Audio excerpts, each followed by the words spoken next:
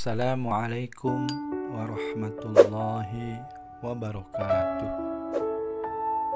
Alhamdulillah, wassalatu wassalamu ala rasulillah wa ala alihi wa sahbihi wa mawala.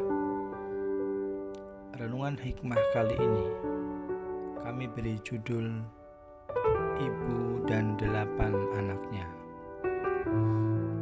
Alkisah. Beberapa tahun yang silam, seorang pemuda terpelajar dari Surabaya sedang bepergian naik pesawat ke Jakarta. Di sampingnya duduk seorang ibu yang sudah setengah baya. Si pemuda menyapa, dan tak lama mereka terlarut dalam obrolan ringan. "Ibu, ada acara apa pergi ke Jakarta?" tanya si pemuda. "Oh, saya mau ke Jakarta, terus connecting flight ke Singapura untuk menengok anak saya yang kedua," jawab ibu itu. "Wow, hebat sekali putra ibu." Pemuda itu menyaut dan terdiam sejenak. Pemuda itu merenung dengan keberanian yang didasari rasa ingin tahu. Pemuda itu melanjutkan pertanyaannya. "Kalau saya tidak salah, anaknya yang di Singapura tadi putra ibu yang kedua ya? Bagaimana dengan kakak adik-adiknya?" "Oh ya, tentu," si ibu bercerita. "Anak saya yang ketiga adalah seorang dokter di Malang. Yang keempat bekerja di perkebunan di Lampung. Yang kelima menjadi arsitek di Jakarta. Yang keenam menjadi kepala cabang bank di Purwokerto. Dan yang ketujuh menjadi dosen di sebuah perguruan tinggi terkemuka di Semarang." Pemuda tadi diam. Hebat ibu ini, bisa mendidik anak-anaknya dengan sangat baik, dari anak kedua sampai ketujuh. "Terus bagaimana dengan anak pertama, ibu?" Sambil menghela nafas panjang, ibu itu menjawab, "Anak saya yang pertama menjadi petani di Godean, Jogja, nak.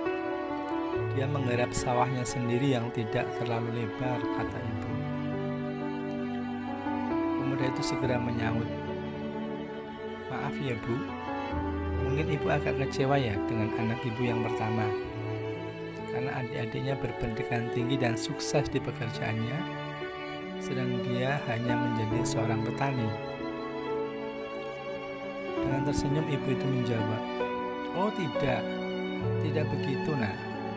Justru saya sangat bangga dengan anak pertama saya, karena dialah yang membiayai seluruh biaya pendidikan adik-adiknya dari hasil dia bertani."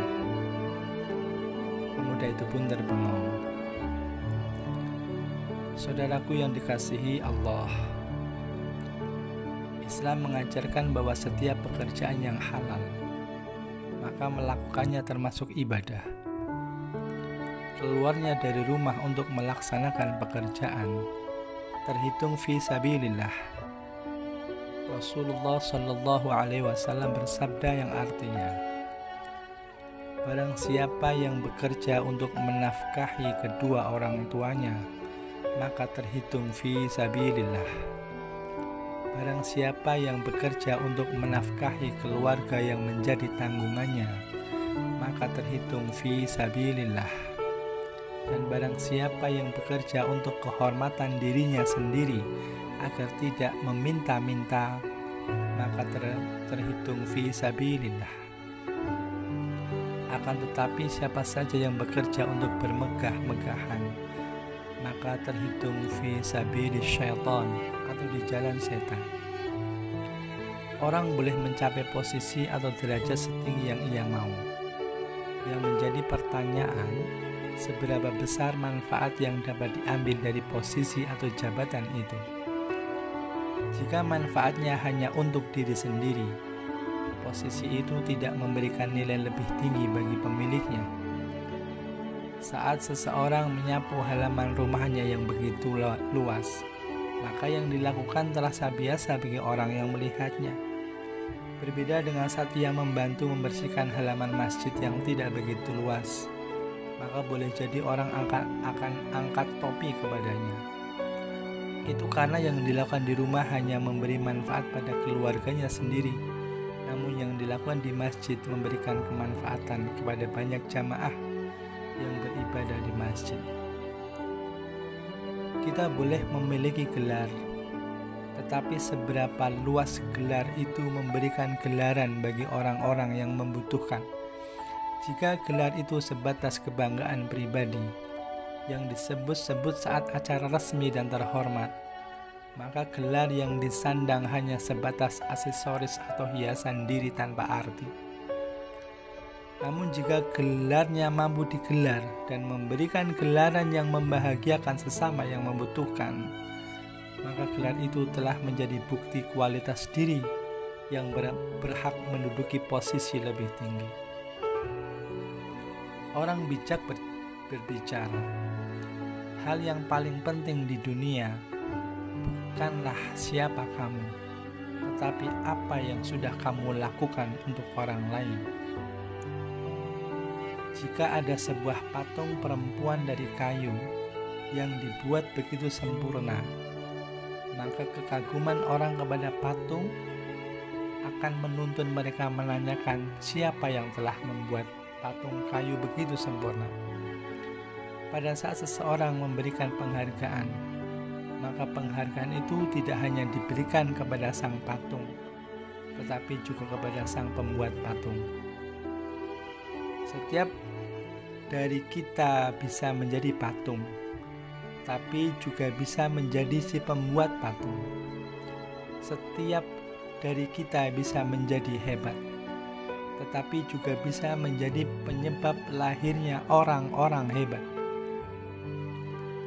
Menjadi orang hebat itu hebat, namun akan lebih hebat jika kita bisa membantu orang lain menjadi hebat. Semoga Allah menjadikan kita hamba yang hebat dan diberikan kekuatan untuk membantu saudara-saudara kita menjadi lebih hebat dari kita. Sungguh Allah sangat mencintai kita.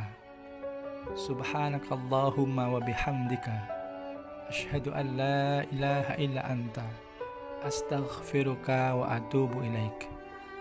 Wassalamualaikum warahmatullahi wabarakatuh.